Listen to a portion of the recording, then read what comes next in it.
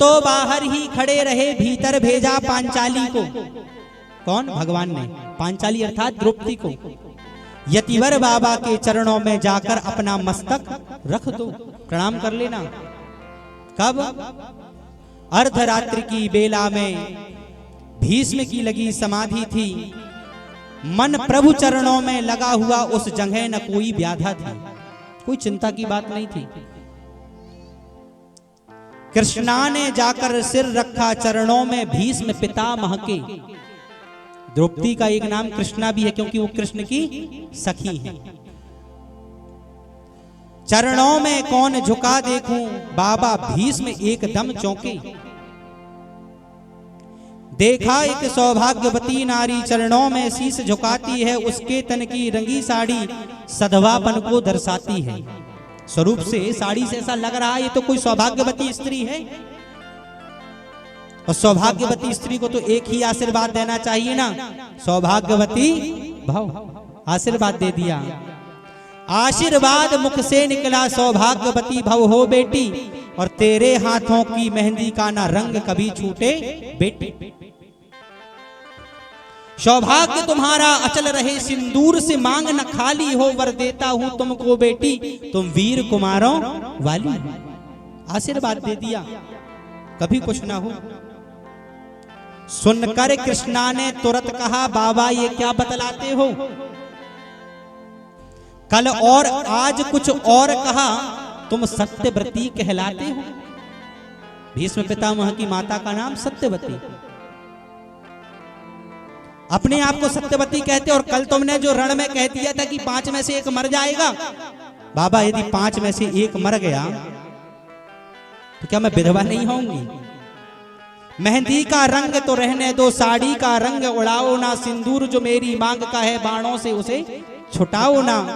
मेरे 5 पतियों में से यदि 1 भी मारा जाएगा, आशीर्वाद तेरा बाबा क्या खाली नहीं जाएगा?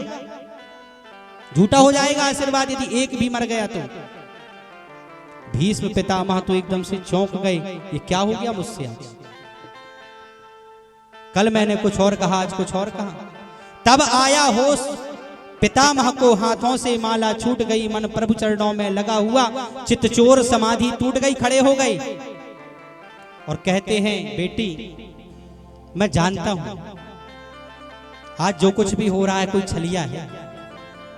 बोले बेटी इन प्रश्नों का उत्तर पीछे दे पाऊंगा, तेरे सुहाग का निर्णय भी मैं पीछे ही करवाऊंगा। एक बात खटकती है मन में, हैरान है जिसने कर डाला, बतला बेटी वह कहां छिपा इस जगह तुझे लाने वाला। तुझे किसने लाया है तू बता, कहां खड़ा? बेटी तूने तो मेरे कुल को इतना पवित्र कर डाला है, और पहरा देता होगा तेरा जो विश्व रचाने वाला है। कुछ साधारण नहीं होगा जिसने इतनी बड़ी बड़ी चाल चली, नीतियां चली। बूढ़ा होने को आया है। भगवान द्वारकाधीश के लिए कहते हैं कि अब तो बूढ़ा होने वाला है। वो बूढ़ा होने को आया है, पर अब भी गई नहीं चोरी, नित नई नीतियां चलता है, तुमसे चोरी मुझसे चोरी। भीष्म पितामह बाहर गए और बाहर आकर के क्या देखते हैं? बाहर आकर के देखा तो ड्योढ़ी का दृश्य निराला था, और पीतांबर का घूंघट ओढ़े वो खड़े बांसुरी वाला था। चरणों से जाकर लिपट गए, छलिया चलने को आया है, भक्तों की रक्षा करने को दासी का वेश बनाया है। कहते हैं द्रौपदी का जूता था पीतांबर के कोने में, और मैं करुणा का भार लिए और लगे पितामह रोने में। देखने लगे कैसा परमात्मा है, ये अपने भक्तों के लिए कुछ भी करने के लिए तैयार है। भगवान की उस करुणा को देख करके भीष्म पितामह रोने लगे और कहते हैं, पुत्री तू तो अब निश्चिंत हो जा, तेरे पतियों को मैं क्या अब तो यमराज भी नहीं ले जा सकता, क्योंकि हे द्रुपद सुता मेरी बेटी, अब जाओ विजय तुम्हारी है। पतियों का बाल न बांका होगा, क्योंकि रक्षक कृष्ण मुरारी है, क्योंकि रक्षक कृष्ण मुरारी है। अब कोई मारने वाला नहीं है।